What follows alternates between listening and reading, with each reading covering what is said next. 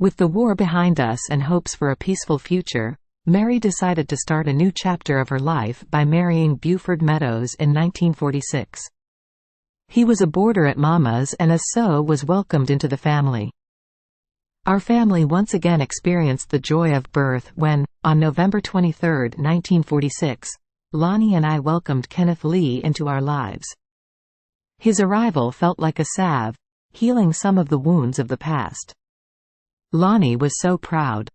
When Mabel turned 16, she went to work for the Five and Dime in Montgomery.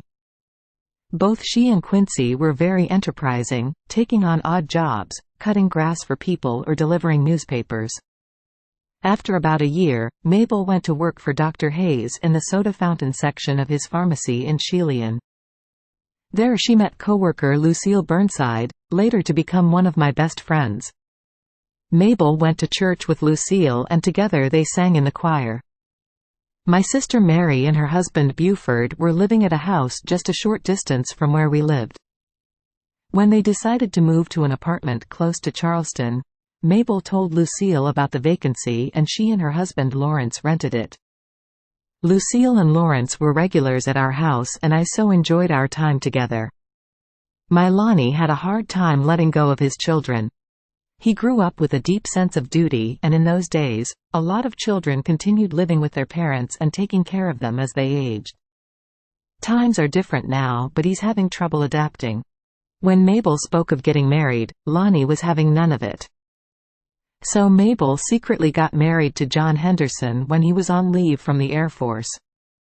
After a few days, Lonnie found out and I thought he would explode. Shortly thereafter Mabel went to Colorado Springs, Colorado to be with her husband. Lonnie felt dejected and betrayed but finally warmed to the idea and accepted it. I missed Mabel so much, especially with her being so far away, but I was glad to see her get started living her own life. Lonnie and I were surprised and overjoyed at the end of 1951 when we found out that I was pregnant again. Surprised because it was a little late in our lives to begin raising a child, but overjoyed at the very thought of it. My son Jimmy Earl was born in 1952, but with a birth defect in his heart. I prayed, God please take care of my son and see him through this. One night evangelist Oral Roberts was preaching on TV and I placed Jimmy's hands on the screen as he was praying for healing. I don't know why, but after that I had an inner peace that things would be okay. Barely a year later, Mabel and Johnny welcomed their first child, John Robert Henderson. Bobby.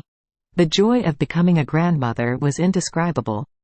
But life, with its unpredictable turns, gave us another sorrow when in 1955, Mabel had a miscarriage and Dennis Ray Henderson was born and tragically passed away. Mabel was strong in her faith, but I knew how difficult it was for her. It made me sad. Johnny was transferred to a remote base in Alaska in 1955, so Mabel and baby Bobby came home to stay while he was gone. It was good to have her close again.